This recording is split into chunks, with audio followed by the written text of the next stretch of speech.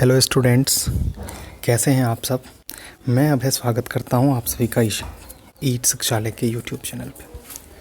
आज हम मैथ्स के एक इम्पॉर्टेंट क्वेश्चन को डिस्कस करने वाले हैं। जो क्वेश्चन है कि prove that a number just like √3, √7 is irrational. यानी कि आपको कुछ भी नंबर गिवन होगा उसे आपको इरेशनल प्रूफ करना है। वो हम कैसे प्रूफ करते हैं, तो इसके लिए हमने बेसिकली 3 टाइप के क्वेश्चन लिए हैं, ठीक है। और उसको जो क्लास 10th के सिलेबस में भी वही है, और मेरे ख्याल से इससे बाहर कुछ भी नहीं पूछा जाता। और काफ़ी अच्छा है, काफ़ी इम्पोर्टेंट है आपके लिए जानना कि अगर कोई नंबर इरेशनल है तो उसे हम कैसे प्रूफ करें कि ये इरेशनल है। हर एक टीचर, हर एक स्टूडेंट के लिए समझना ये काफ़ी ज़रूरी है, ठीक है। रियल नंबर के कॉन्सेप्ट को हम डिस्कस कर रहे हैं। तो अगर अभी तक आपने चैनल को सब्सक्राइब नहीं किया तो प्लीज़ सब्सक्राइब दिस चैनल। अब हम आगे बढ़ते हैं। देखिए, सबसे पहला क्वेश्चन है कि prove √2 is a irrational number. सबसे पहले आप जानिए इरेशनल नंबर क्या होता है। देखिए, irrational number are those number which are not able to express in term p/q। यानी p/q के फॉर्म में वो नहीं आ सकता है, उसे हम क्या बोलते हैं, इरेशनल नंबर बोलते हैं। क्लियर। एग्जाम्पल के लिए आपके सामने है √2, √5, इस तरह से 1.2, 3, 4, 5, 6, 7 डॉट डॉट डॉट, यानी कि नॉन टर्मिनेटिंग, नॉन रिपीटिंग जो नंबर होते हैं ना, वो भी इरेशनल होते हैं, ठीक है। तो हमें सबसे ये आज देखना है कि √2 इरेशनल है, उसे कैसे करना है। देखिए, इसे ना कंट्राडिक्शन मेथड से सॉल्व करते हैं। तो हम सबसे पहले एज्यूम करेंगे कि √2 क्या है, रैशनल नंबर है, ठीक है। ये हम एज्यूम करते हैं, ठीक है। तो रैशनल नंबर है तो इसका मतलब क्या होगा कि √2 p/q के फॉर्म में होगा या r/s a/b किसी फॉर्म में होगा, ठीक है ना। नॉमिनेटर डिनोमिनेटर के फॉर्म में होगा, ठीक है। तो हमने लिखा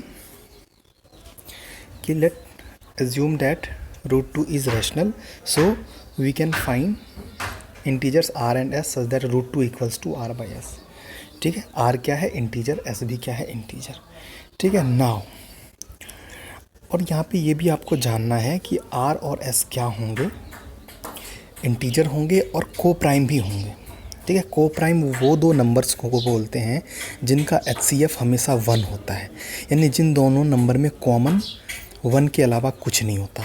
जैसे कि हम एग्जांपल में आपको बता दें कि 3 और 6 को प्राइम है, नहीं है। 3 और 6 में कॉमन क्या है, 3 है। देखिए, 3 में भी 3 आता है, 6 में भी 3 आता है। तो HCF और कॉमन की अगर हम बात करें तो हमेशा 1 ही कॉमन होना चाहिए, दूसरे नंबर्स नहीं आने चाहिए। इस दो नंबर में 3 कॉमन है, तो 3 क्या है, एक अदर नंबर है अदर देन 1, तो ये को प्राइम नहीं होगा। अगर हम को प्राइम की बात करें तो देखिए, आपके सामने एक एग्जांपल देते हैं।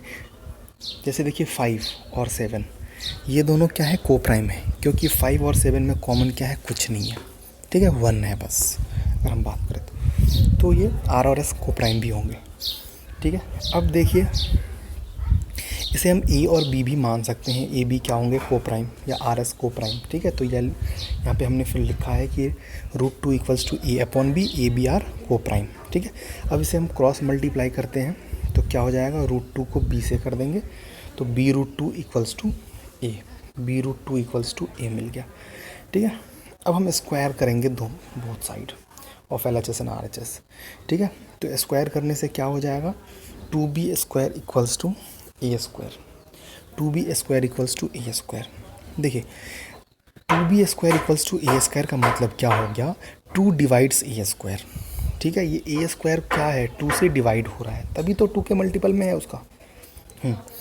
तो इसे एक थ्योरम भी इस आप क्लास 10th में देख चुके हैं कि 2 divides a², it means a 2 also divide a। अगर p² को कोई नंबर डिवाइड कर रहा है तो वो नंबर p को भी डिवाइड करेगा, ये थ्योरम है, ठीक है। तो 2 divides a², therefore 2 divides a also.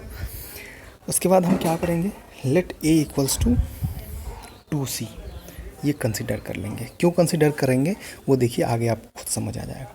अब हम क्या करेंगे, a इक्वल्स टू 2c तो कंसिडर कर लिया।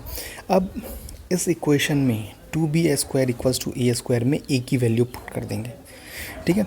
तो a² के जगह पे क्या लिखेंगे 2c, तो a² 2c² मीन्स 2 2 4c², ठीक है। तो 2b² इक्वल्स टू 4c² हो गया।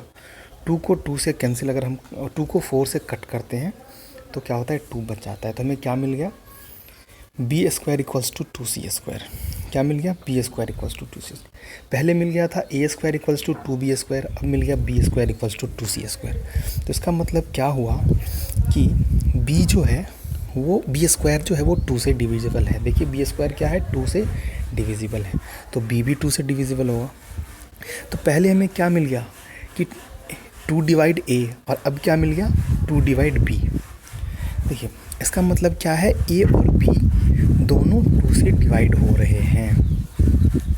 अगर कोई दो नंबर अदर देन 1 से डिवाइड हो रहे हैं, ठीक है ना, जिस दोनों में कुछ भी कॉमन है 2 3 5, वो कोप्राइम हो पाएगा नहीं। अभी मैंने पहले ही बतला दिया था कि 3 6 में 3 कॉमन है तो वो कोप्राइम नहीं है। तो ए बी में क्या है 2 कॉमन है तो वो कोप्राइम नहीं होगा, ठीक है ना।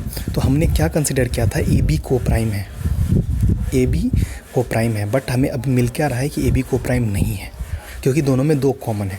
तो यही कंट्राडिक्शन है जिस वजह से हमारा एजम्पशन रॉन्ग हो जाता है, ठीक है। तो हम नीचे में लिखेंगे कि both A and B have at least 2 as common factor, so this contradiction is because of our assumption, okay, so our assumption is wrong, root 2 is not rational, root 2 is irrational proof, ठीक है। Last की ये line हमें लिख देंगे। आया समझ कि नहीं आया? देखिए इसे हम कंट्राडिक्शन मेथड से करते हैं, इसे हम p/q के फॉर्म में लिख देते हैं और pq को कोप्राइम मान लेते हैं। ab भी लिख सकते हैं, rs किसी भी फॉर्म में लिखे, दोनों को कोप्राइम मान लीजिए। फिर आप जैसे ही इसे सॉल्व करेंगे तो दिख जाएगा आपको कि दोनों में क्या है, कुछ ना कुछ कॉमन आ रहा है। इसका मतलब दोनों कोप्राइम नहीं है, तो हमारा एज्यूम्पशन रॉन्ग हो जाता है। फिर हम उसे रैशनल नहीं इरेशनल मान लेते हैं।